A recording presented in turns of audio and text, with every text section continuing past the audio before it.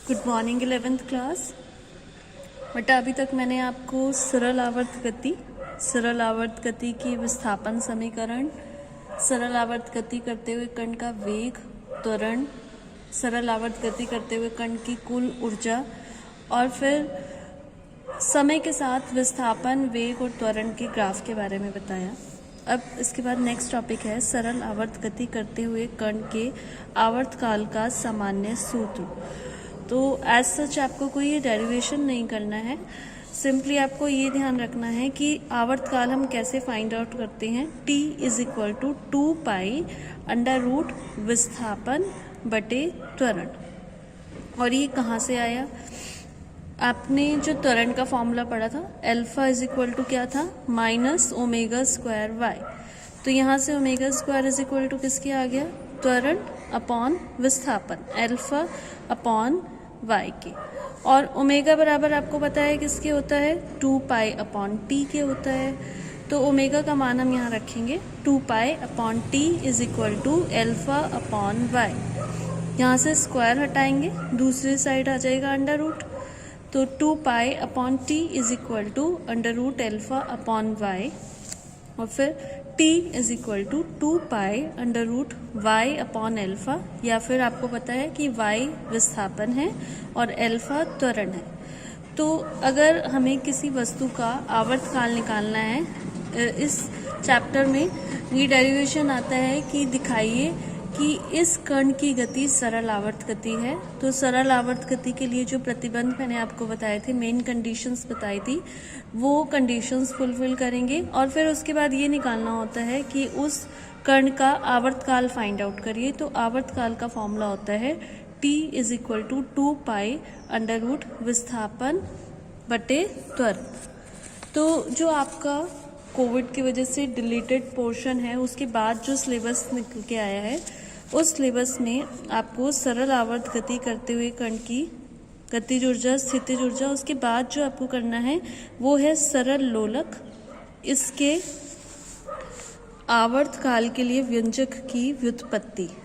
सरल लोलक और इसके आवर्तकाल के व्यंजक की व्युत्पत्ति आपको करनी है और ये मोस्ट इम्पॉर्टेंट डेरिवेशन भी है जो मैं अभी आपको कराने लगी हूँ, सरल लोलक वाला डेरिवेशन।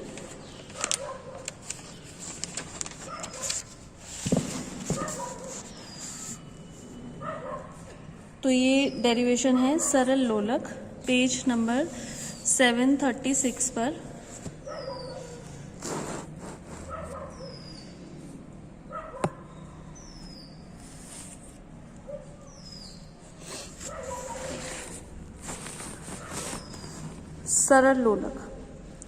सरल लोलक होता क्या है, पहले तो आपको ये पता होना चाहिए। यदि किसी भारी बिंदु द्रव्यमान को एक द्रव्यमान रहित, लंबाई में न बढ़ने वाली पूर्ण प्रत्यास्थ डोरी की सहायता से एक घर्षण रहित दृढ़ आधार से लटका दे, तो यह समायोजन सरल लोलक कहलाता है। और व्यवहार में इस प्रकार का समायोजन असंभव है, इसलिए इसे आदर्श सरल लोलक कहते हैं।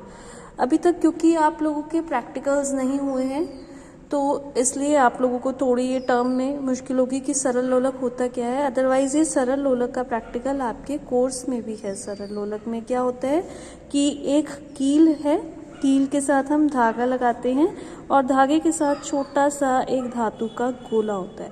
तो इस तरीके के जो हम अरेंजमेंट करते हैं उसको बोलते हैं सरल लोलक। यहाँ आप डायग्राम में देख सकते हैं, ये कील है और कील के साथ एक धागा है।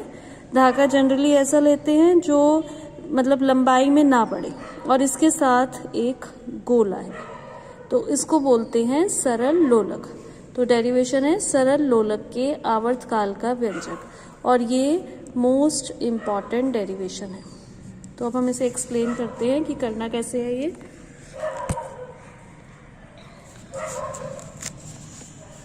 तो डायग्राम आपको समझ आ गया होगा।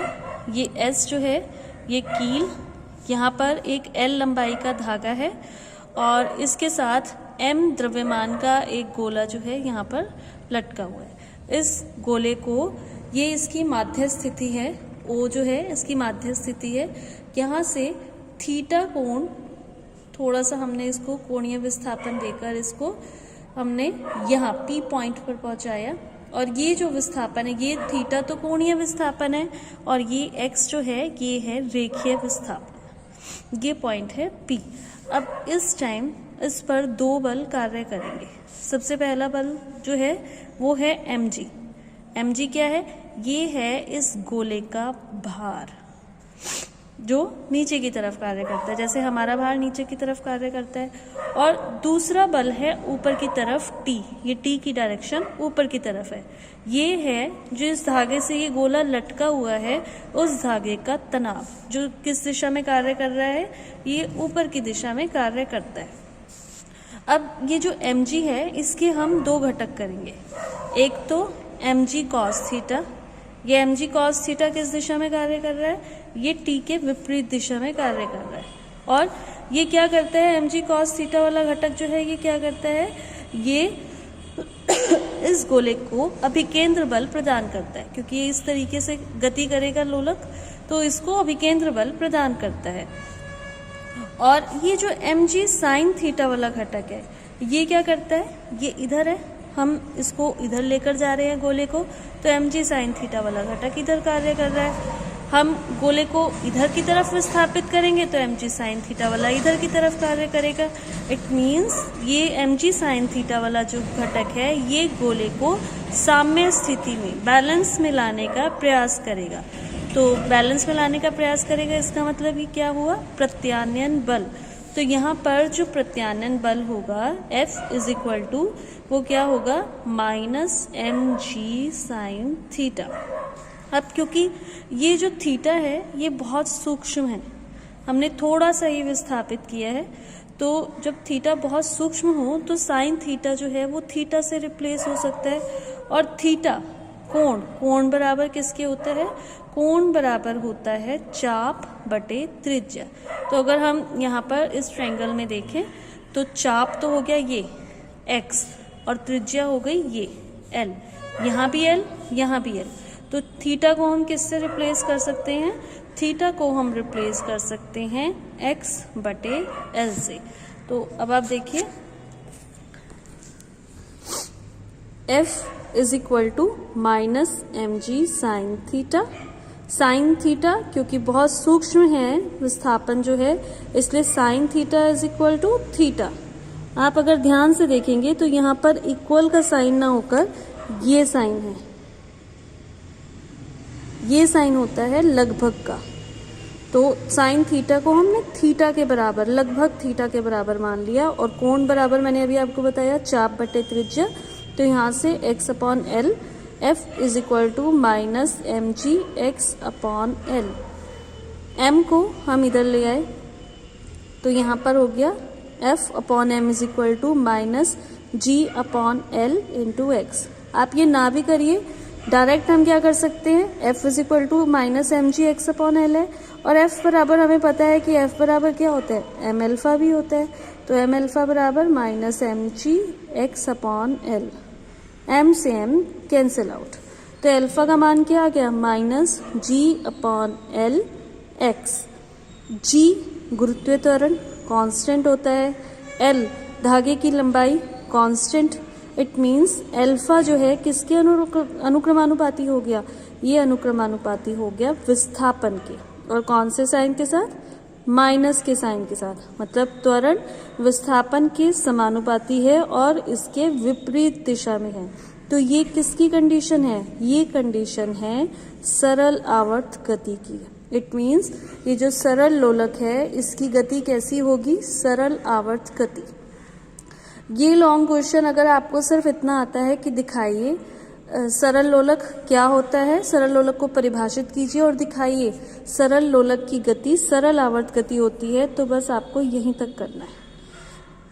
बट अगर साथ में ये भी पूछा जाता है कि सरल लोलक के आवर्त काल का व्यंजक निकालिए, फिर आपको आगे करना है।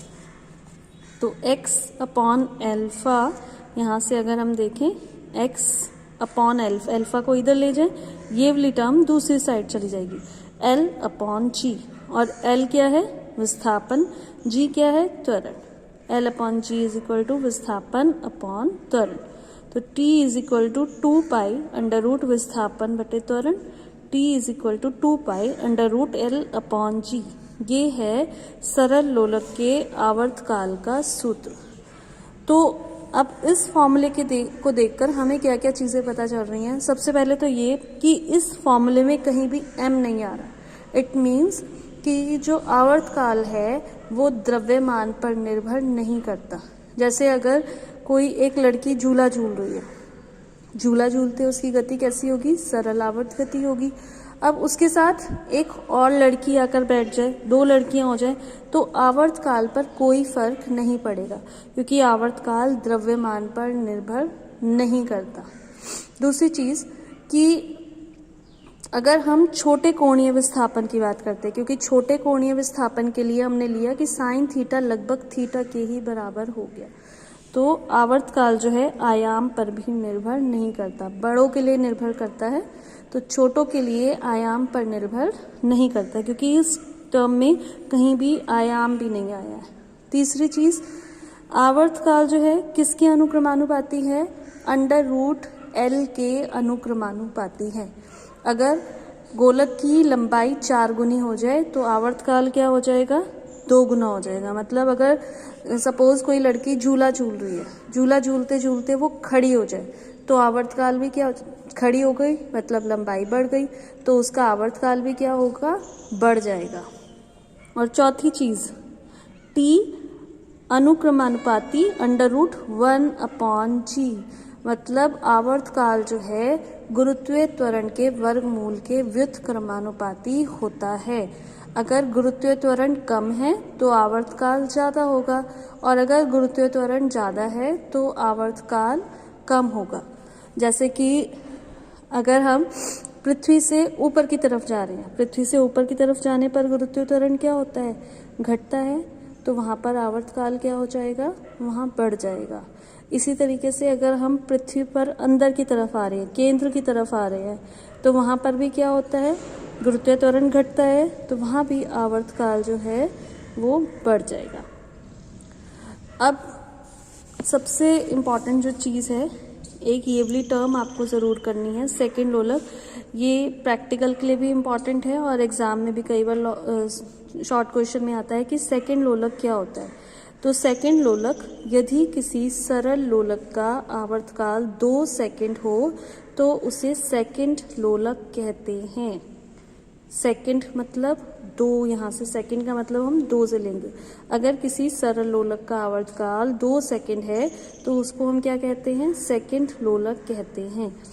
t is equal to 2 pi under root l upon g, ये फॉर्मूला अभी हमारे पास आया था।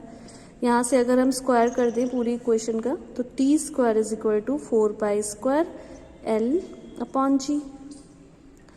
एल का मान टी स्क्वायर जी, ये जी ऊपर जाएगा, अपॉन 4 पाई स्क्वायर। अब सेकंड लोलक के लिए अगर हम बात कर रहे हैं, सेकंड लोलक की डेफिनेशन भी पूछी जाती है और सेकंड लोलक की लंबाई भी पूछी जाती है। तो लंबाई हम कैसे निकालेंगे, लंबाई के लिए हमने फॉर्मूला निकाल लिया। सेकंड लोलक मतलब जिसका आवर्तकाल 2 सेकंड, टी को हम क्या रख देंगे, 2 सेकंड, टी बराबर 2 सेकंड, जी बराबर 9.8 मीटर पर सेकंड स्क्वायर, हमें पता ही है। पाई का मान आपको पता ही है 3.14। ये जब हम मान रखेंगे तो हमारे पास वैल्यू आ जाएगी 0.993 मीटर या लगभग 1 मीटर। तो सेकंड लोलक की लंबाई लगभग कितनी होती है, 1 मीटर होती है। ये इंपॉर्टेंट क्वेश्चन है, सेकंड लोलक किसे कहते हैं, सेकंड लोलक की लंबाई कितनी होती है। ये पूरा का पूरा डेरिवेशन जो है वो इम्पॉर्टेंट है। सरल लोलक, सरल लोलक के आवर्तकाल का व्यंजक, फिर उसके बाद सेकंड लोलक और सेकंड लोलक की लंबाई, और साथ ही साथ जो ये फॉर्मूला है, इस फॉर्मूले में जो टर्म्स आई हैं, जैसे मैंने अभी द्रव्यमान को लेकर आपको बताया, लंबाई को लेकर बताया, गुरुत्व त्वरण को लेकर बताया, ये सारी टर्म्स इम्पॉर्टेंट है।